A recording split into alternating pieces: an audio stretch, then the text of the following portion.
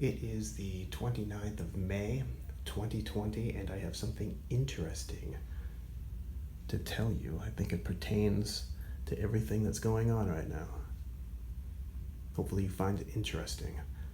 I'll give you an update momentarily.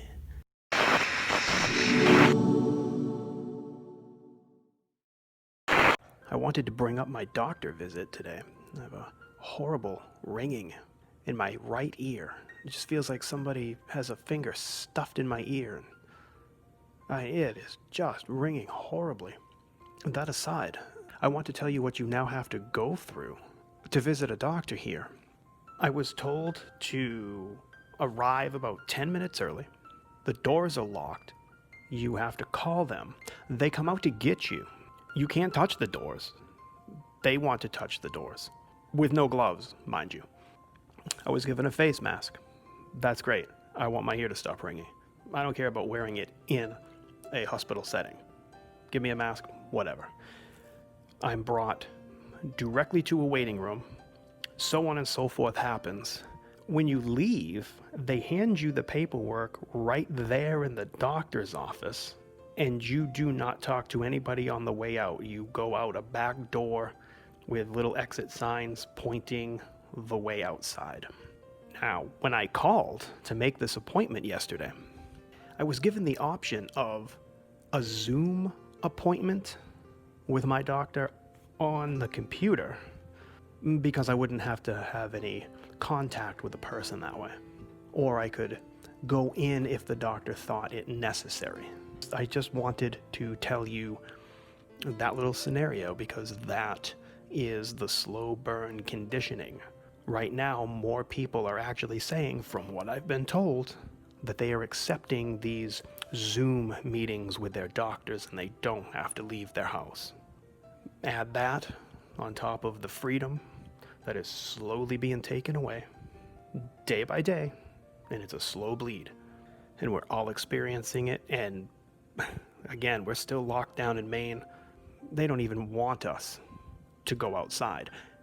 I'll show you some pictures right now. I took on a big screen TV that's out in the hallway here in the University of Maine, and this is being flashed over and over again. And, that is the slow conditioning process.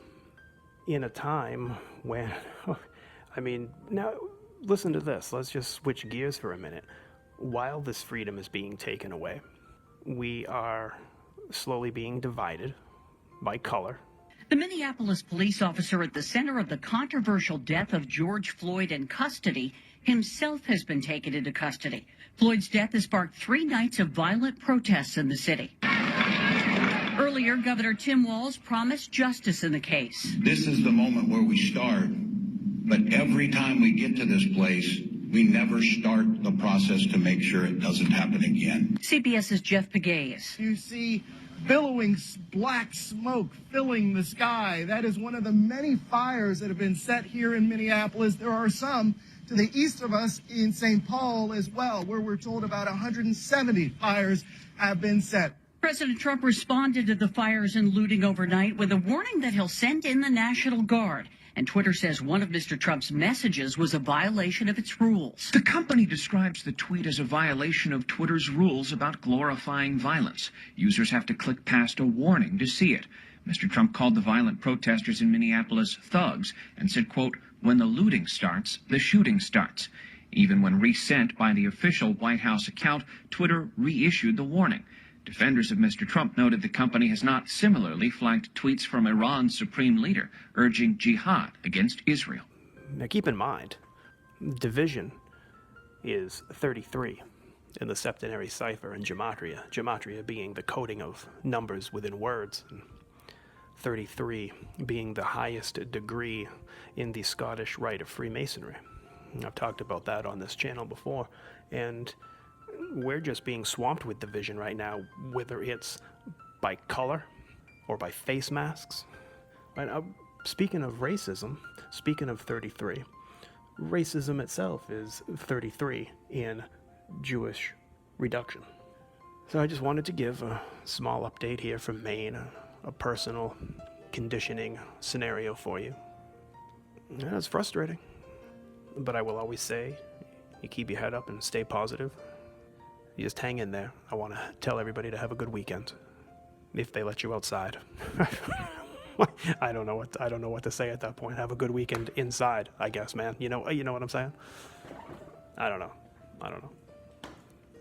Just take care of each other, whether it's inside or outside. Stop killing each other. It's not worth it. Just stop. May God bless you all.